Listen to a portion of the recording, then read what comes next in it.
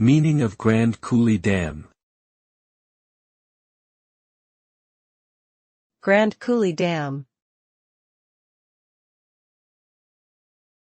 Grand Coulee Dam.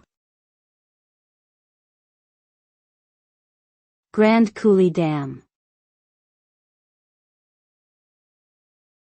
Grand Coulee Dam.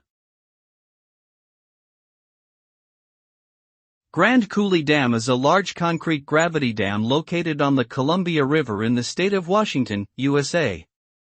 Its construction began in 1933 and was completed in 1942. The dam's primary purpose is to provide hydroelectric power, irrigation, and flood control to the surrounding area. It is one of the largest hydropower producers in the world, generating over 21 billion kilowatt-hours annually. The dam has had a significant impact on the development of the Pacific Northwest region, providing jobs, electricity, and water for agriculture, while also posing environmental challenges.